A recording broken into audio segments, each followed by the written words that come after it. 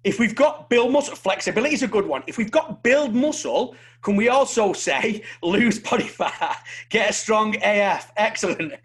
Cheers, Sarah, for that. So if we can say clients want to drop a little body fat or potentially put on muscle mass, can we say some sort of body composition change? Would that be fair enough? So we've got some sort of body composition change, relieve stress. We've got increased energy levels. Beautiful. Cheers, Mark. We've got all these different components. If there was one thing that we could do that would affect all of those goals, would you be interested in hearing about it? I'm going to say yes. I'm going to say yes. And funnily enough, what do you think that is? What would be your thing? What do you think the one thing is that can affect all of those goals that your clients have? I'm going to give you a second. One thing. You can type it in. Hey, Erica, you were in there first, along with Mark. It's going to be breathing because you're, funnily enough, on a breath webinar. Interesting.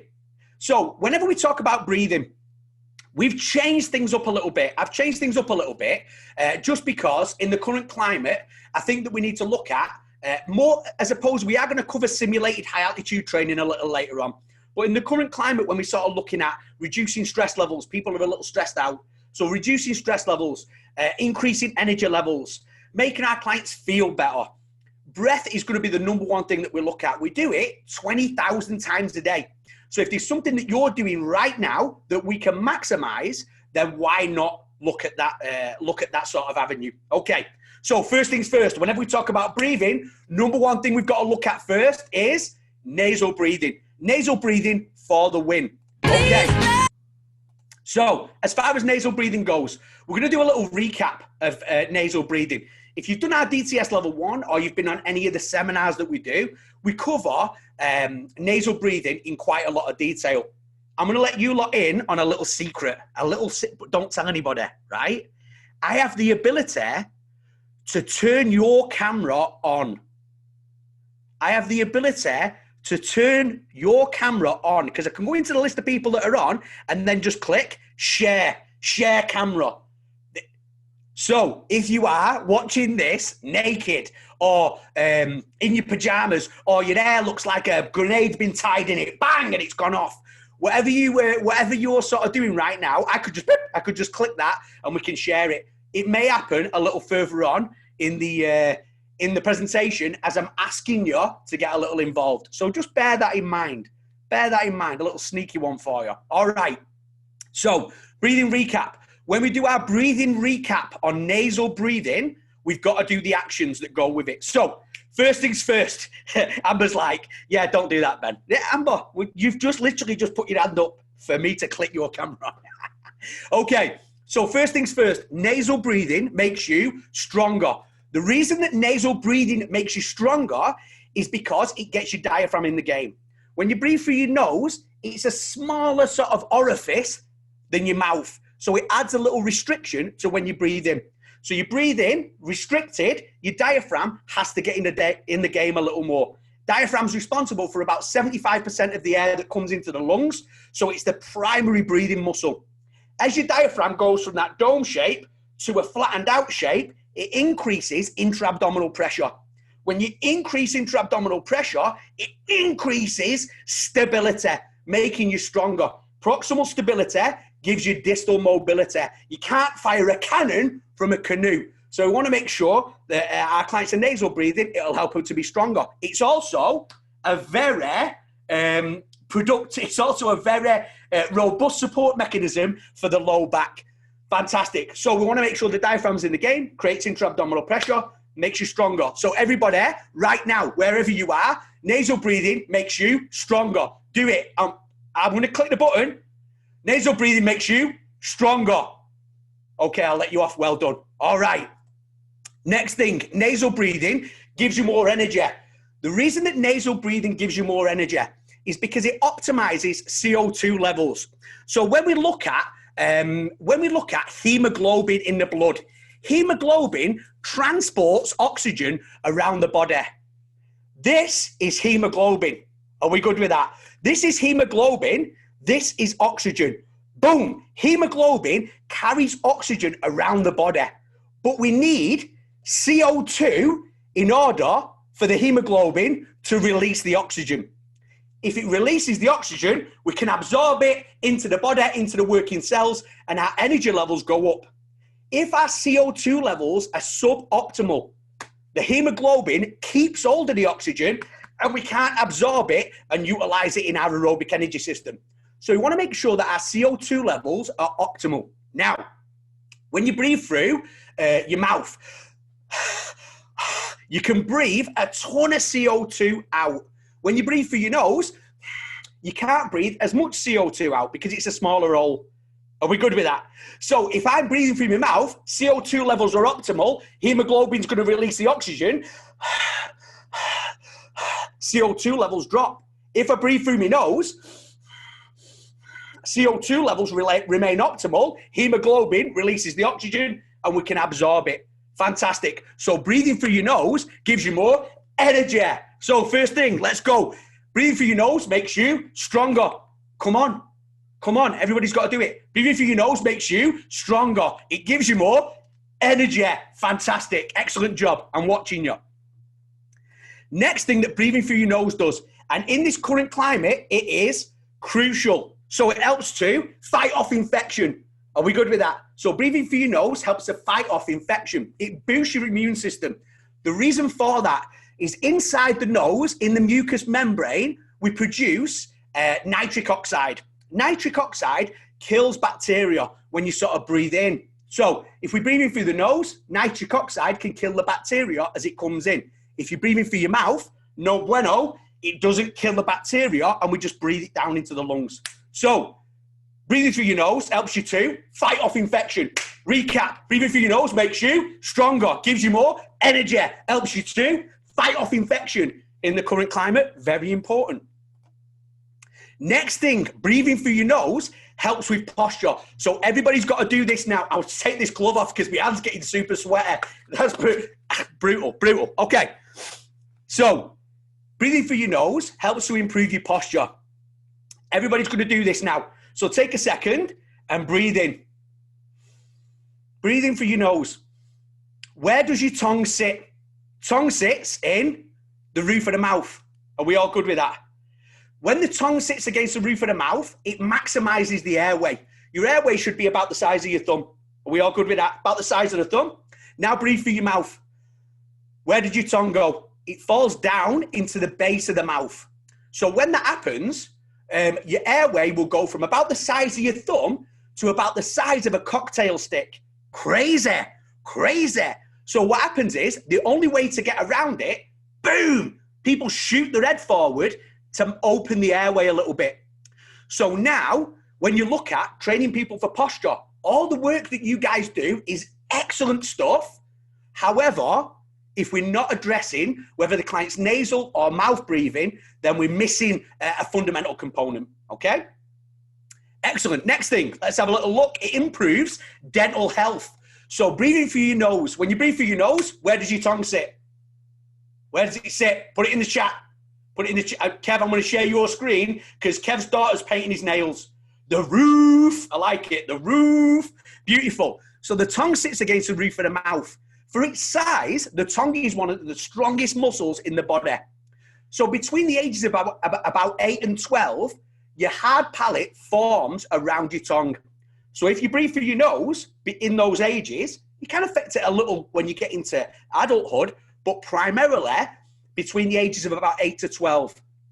When you breathe through your nose, tongue sits against the roof of the mouth, and the hard palate forms around your tongue. It forms in a U shape. Is that a U? That's a U shape. It forms in like this U shape, plenty of room for all your teeth. If you're a mouth breather, your tongue goes away from the roof of the mouth, the palate forms in like a bit more of a V shape. And that can sort of present as crooked teeth and all that sort of stuff. So if you've got clients who've got kids and they've had braces, the braces are going to mechanically change the shape of the jaw. However, if you don't readdress the breathing when you take the braces off, potentially the teeth could go crooked again. So just an interesting little piece, a little bonus for when you're working with clients. You can give them stuff that affects not only them, but the kids and nephews, nieces, all that sort of stuff as well. Also, as another little bonus, it improves dental hygiene. So when you breathe through your nose, you breathe in that nitric oxide, kills bacteria that causes bad breath. Ooh. So if you've got a little a little bad breath going on, breathe through the nose, sorts it out. It can also kill bacteria that causes cavities. Cool. Excellent. So next thing, it also helps with sleep. Sleep is a key component, especially now, guys, in this time where people are stressed out. Your clients are stressed out. Think about the application of everything that you do. Your clients are stressed out. They may be struggling to sleep a little bit. It's uncertain times. If we can give them something that's going to help to de-stress them a little bit, that's going to help them to sleep, everything else doesn't seem as full on. If you've had a poor night's sleep, everything is just woof, like amped. You've turned the amplifier right up. But if you get a good night's sleep, can turn the amplifier down. So if we can help the client, help our clients or ourselves with our sleep, that is a bonus. As an extra little piece, one poor night's sleep has been shown to increase caloric intake the following day by 400 calories. That is like, I think 400 calories is like 2 full pizzas. Do you know what I mean? I think something like that. I'll have to ask Andrew later about how many calories are in a pizza. Cool. So with that, sleep is going to be a key one. And breathing through your nose. When you sleep, if you're a mouth breather, your tongue can fall away and potentially block the airway. You're not going to die, but it can block the airway to the point where you start to get a little sleep apnea, or you start to snore. You might start to wake up in the middle of the night. You might not even fully awake, but it is not a restful night's sleep. So breathing through the nose is excellent for it. All right, let's recap it. Everybody, are we ready? All right, shake them out. First one, nasal breathing makes you stronger. It gives you more energy. It helps you to fight off infection. It improves your posture. It improves dental health and hygiene and helps you to sleep. Woo! Is that phenomenal for our clients? Answers in the chat box. Is that phenomenal for our clients?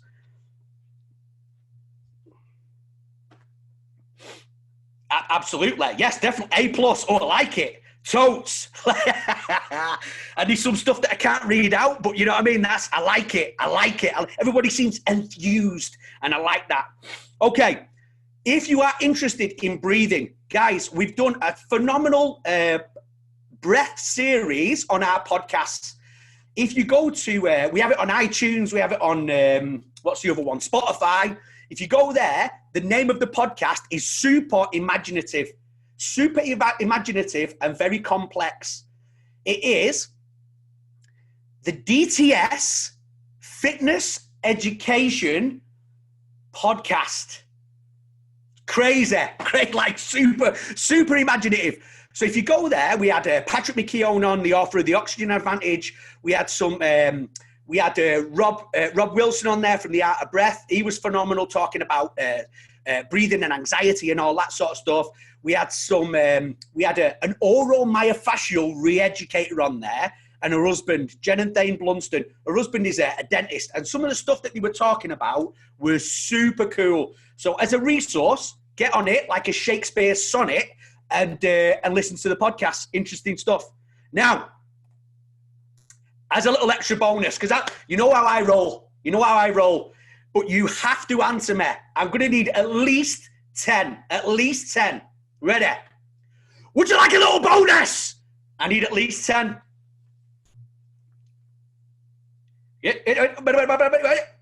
Easy 10, easy. Balloon breathing. Balloon breathing is excellent for retraining clients' breathing. And it is like, there's tons of reasons why. First one, it trains nasal breathing. Second one, it builds lip strength. Third thing, it helps with tongue position. Fourth thing, what else? It gets a diaphragm back in the game. Fifth thing, it helps with CO2 tolerance. It is a phenomenal piece of kit, yeah? So this is how we're going to do it. First things first, we put the balloon in the mouth. We breathe in through the nose. From there, we exhale into the balloon as hard as we can and blow the balloon up. You can hold the balloon, you can stabilize it with your hand, but you can't close your lips or bite the balloon. Are we good with that? So you can stabilize it with the hand. Cool? From there, once you've exhaled, you're going to press your tongue against the roof of your mouth to stop the air coming back out. And you're going to hold your breath for a count of 5 seconds and then repeat. Here we go. So I'll demo it.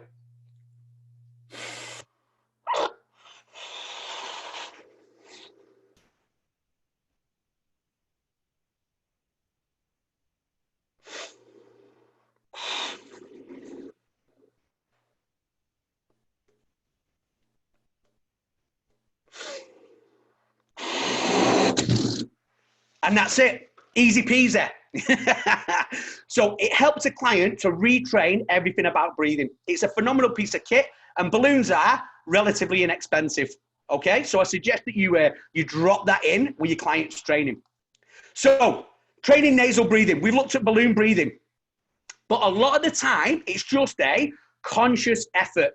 So we say to the client, are you breathing through your mouth? If they say yes, you say, stop it. Stop breathing through your mouth and breathe through your nose. Cool. So it's just a conscious effort for your clients. Also, what you can do is take them out at night. 6 to 8 hours of nasal breathing at night. I do it every single night. At the moment, I'm on my own. I'm completely on my own. That's why nobody's telling me to shut up.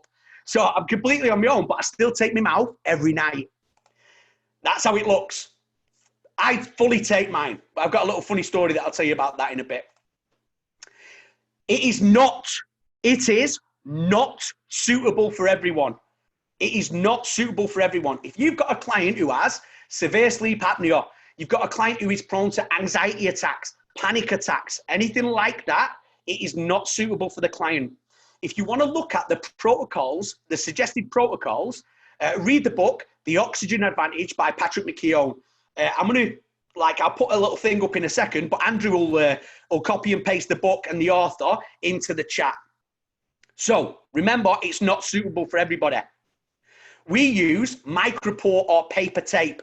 There are lots of different tapes out there. You can get lip seal tape. Patrick has actually just come out with a new tape that sort of holds the chin and leaves the mouth open. But we suggest Micropore tape, nice and cheap. You can buy it from pretty much anywhere.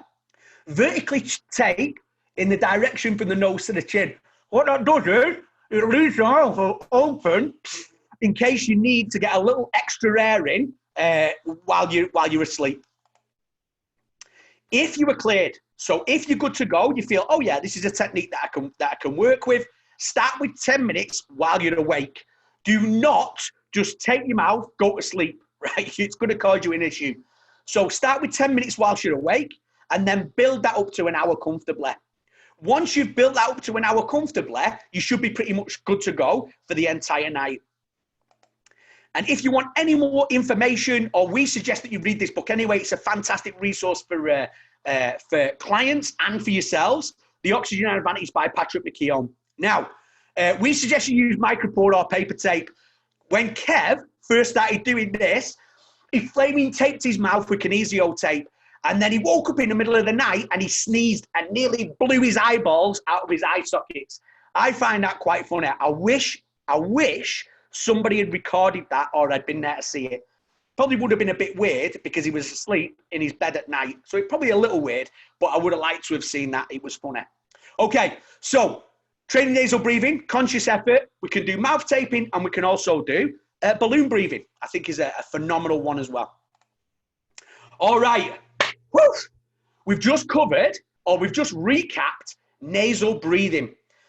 You can go crazy in depth on this, guys, crazy in depth. But what we're going to look at is, I would like you to put in the chat, what are your key takeaways from that section and any Q&As that you've got, any questions that you have, and we'll take a few minutes just to answer any questions on nasal breathing. Remember, we looked at nasal breathing making you stronger, giving you more energy, helping to fight off infections, helping you, helping dental hygiene, helping with, what else was there? Sleep, helping you to all these different components of nasal breathing. We looked at how to retrain it as well.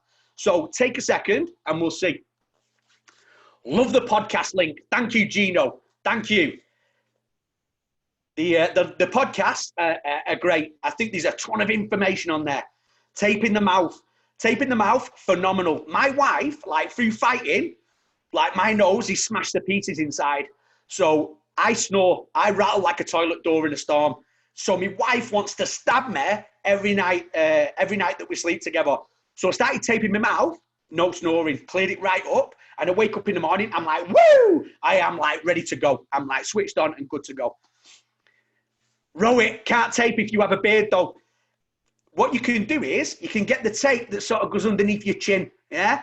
Or, here you go, get a piece of tape, stick it underneath your chin like this, and then stick it to your forehead. Yeah, you can probably get away with that.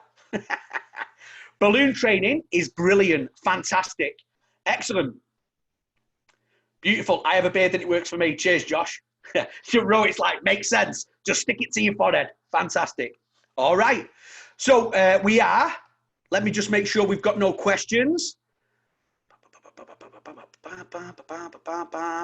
No, we are looking good. We are looking good. Okay. Anything in the Q&A?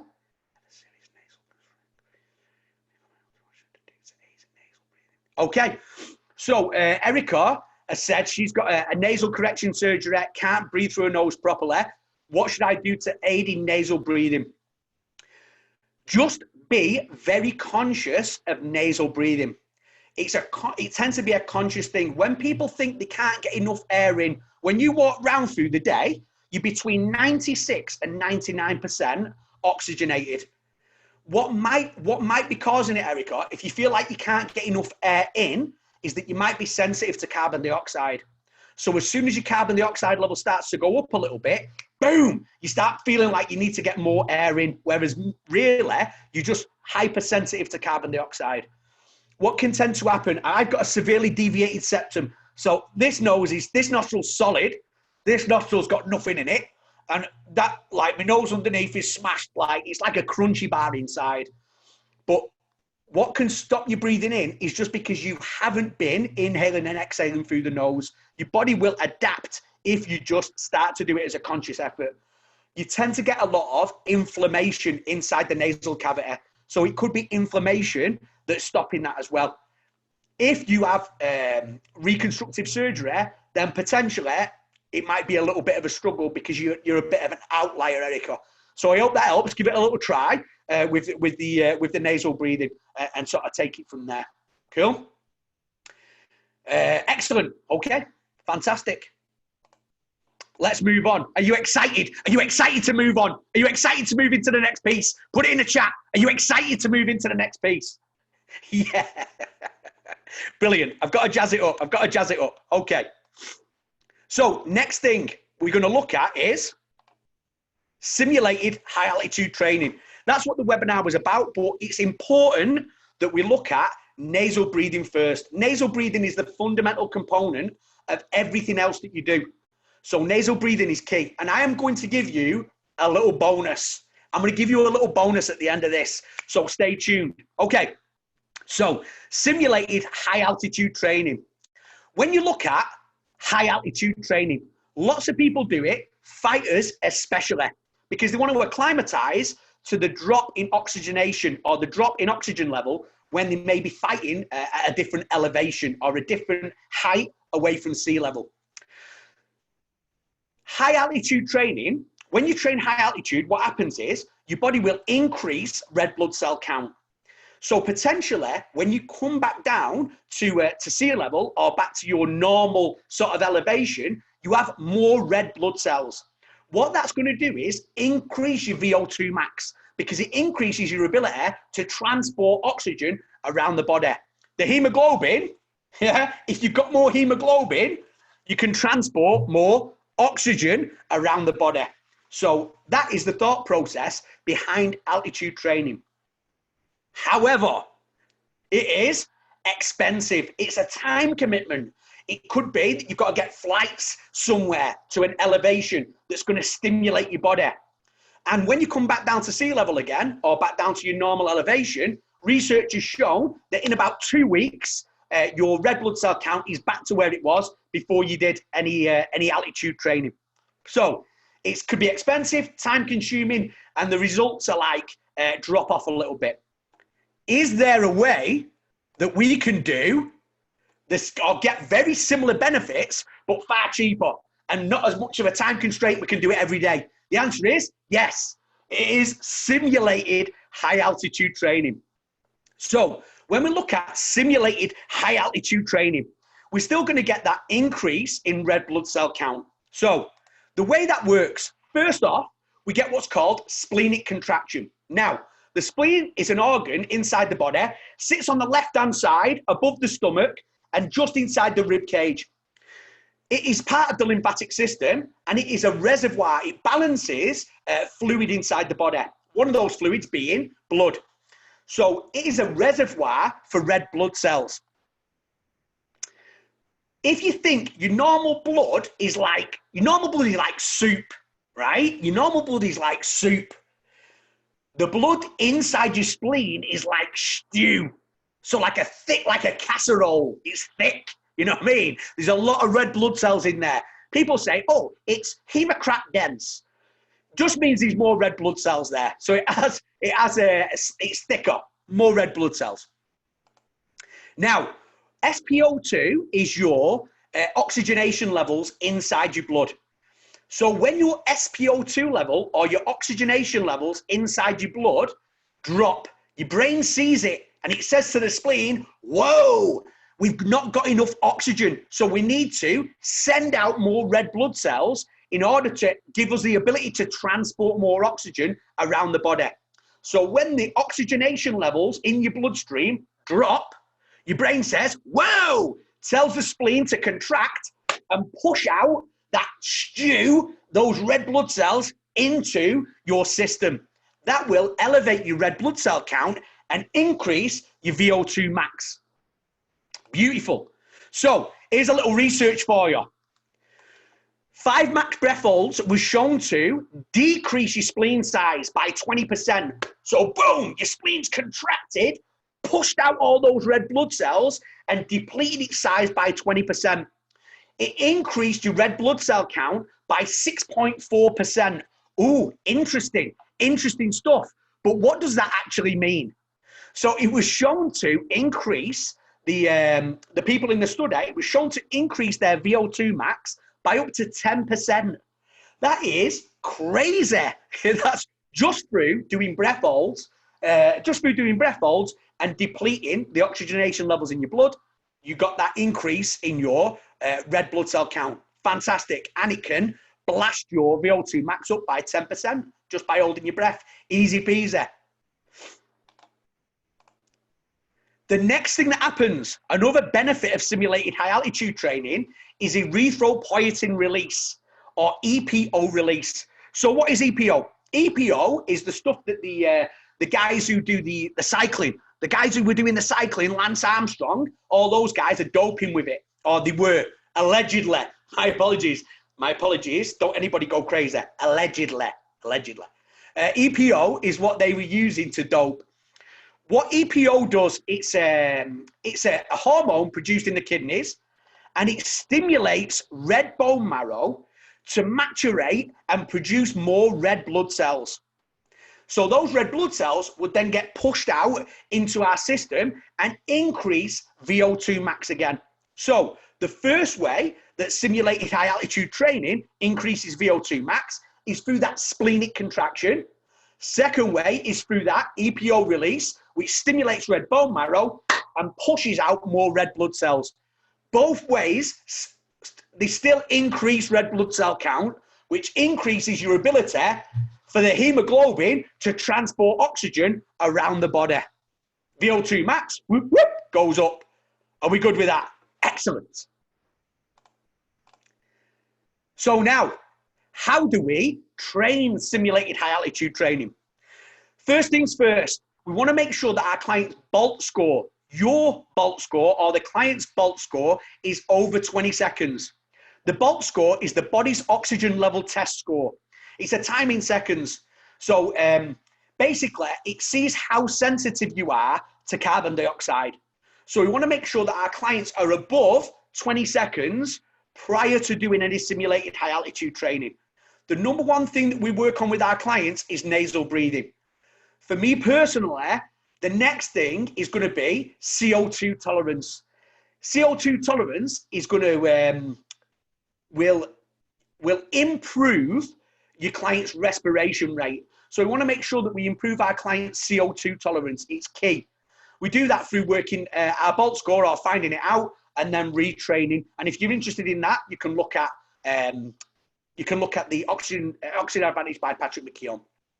So after the Bolt score is above 20 seconds, we can do this daily, no problem. There's no negative side effects of doing this daily.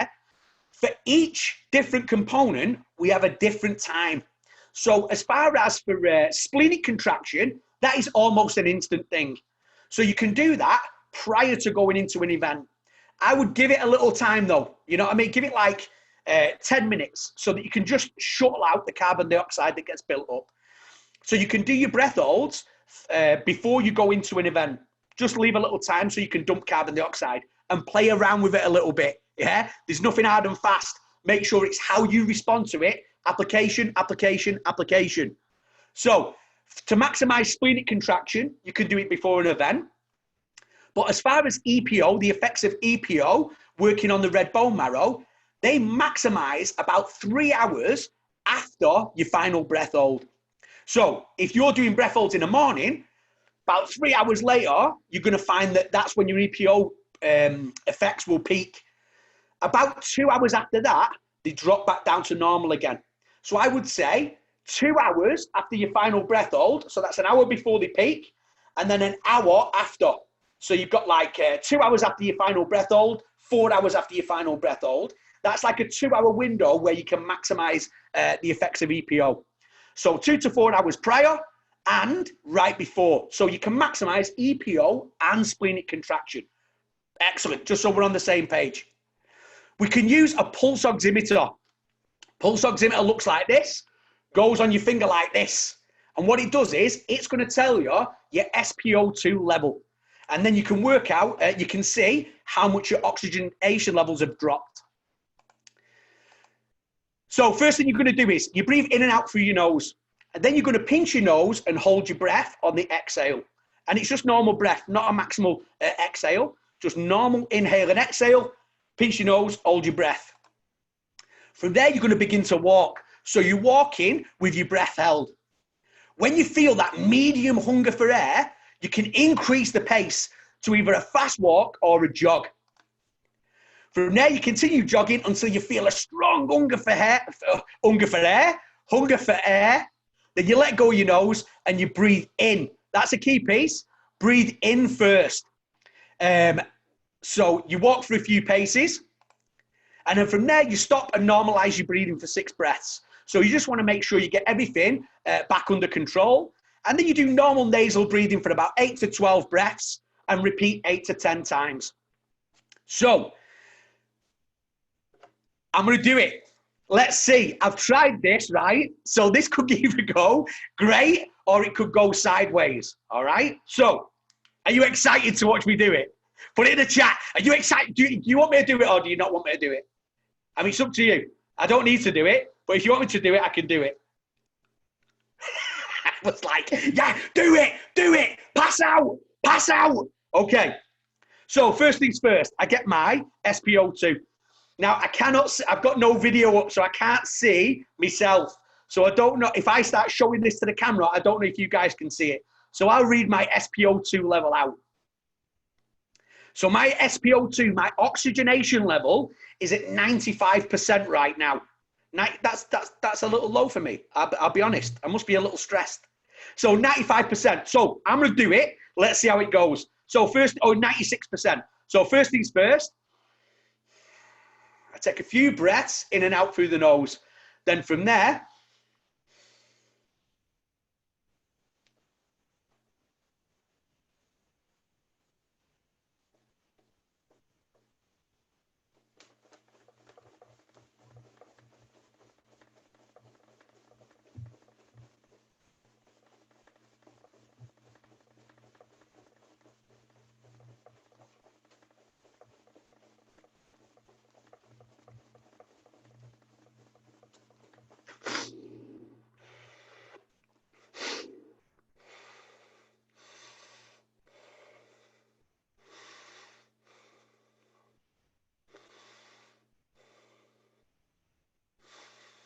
Takes a few seconds.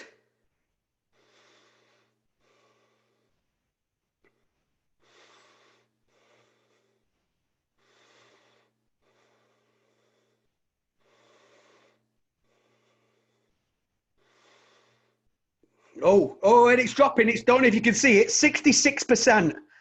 66% SpO2. Whoosh.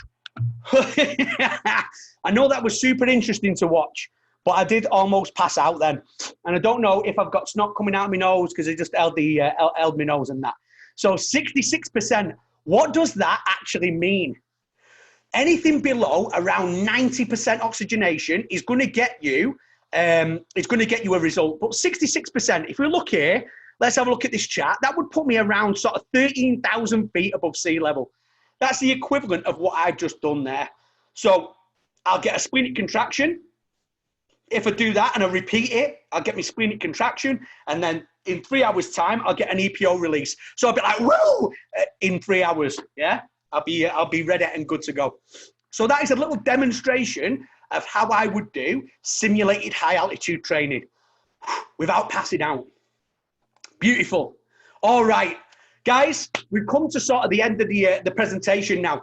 So let's have some key takeaways and Q&A. So remember, from that section and also from the nasal breathing section, we had all the benefits of nasal breathing. We had how to retrain it through mouth taping, conscious effort, through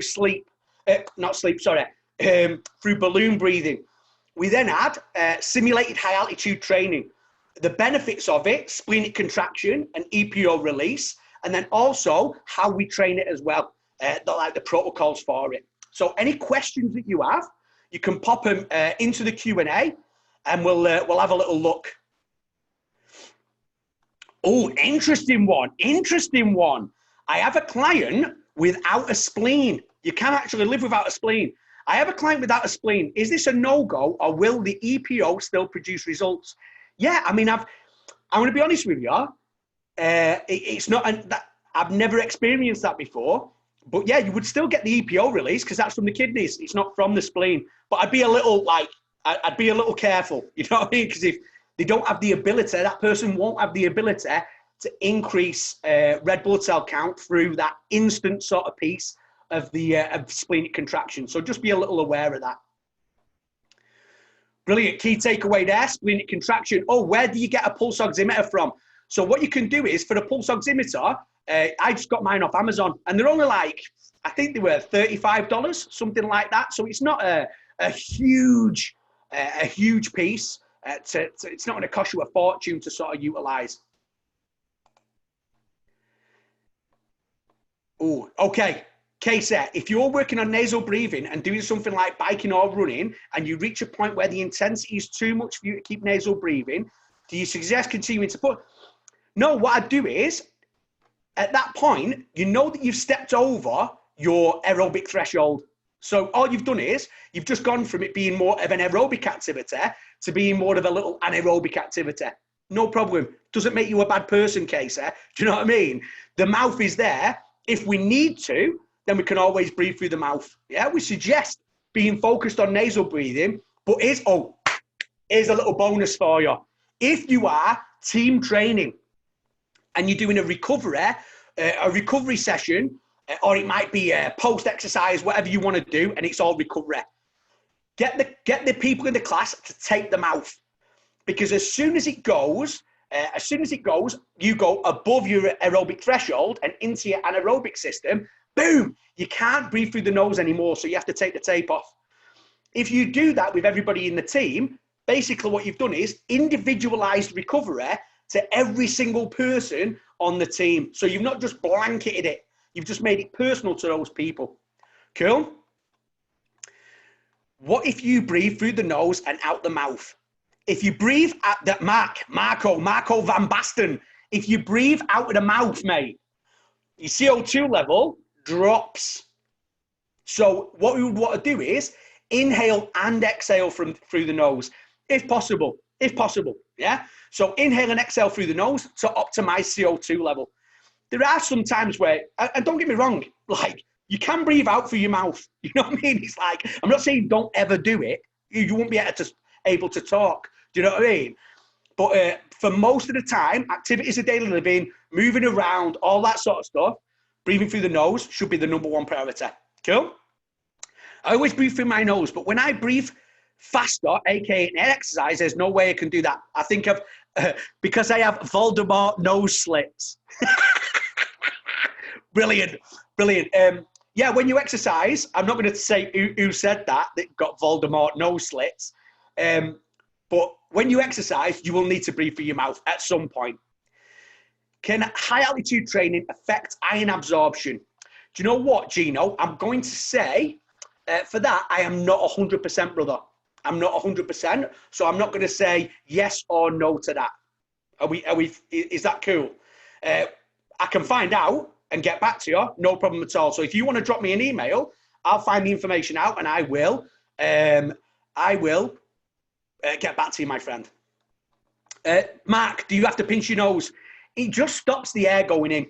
That's it, mate. So if you don't want to pinch your nose, don't pinch your nose. I don't like pinching my nose because it's all broke inside. Doesn't feel nice for me, but I do it because I know that I will cheat and suck a little air in. You know what I mean? What's your option of training with a mask? Is it more or less beneficial than breathing training? Do you know what? There's varying research on that, Keith. Patrick has just brought out his own breathing mask. For me personally, I know people like wearing them because you look like Bane. You know what I mean? You look like a badass. I just think, mate, you know what I mean? I'm not too keen personally for me. But if you want to look at the research on Patrick's, there's a lot of stuff that's been debunked, but he's taken all that information and really refined the mask to train. Is there a max hour count EPO should be done? I think Erica, 3 hours after your final breath hold that's when your EPO levels peak.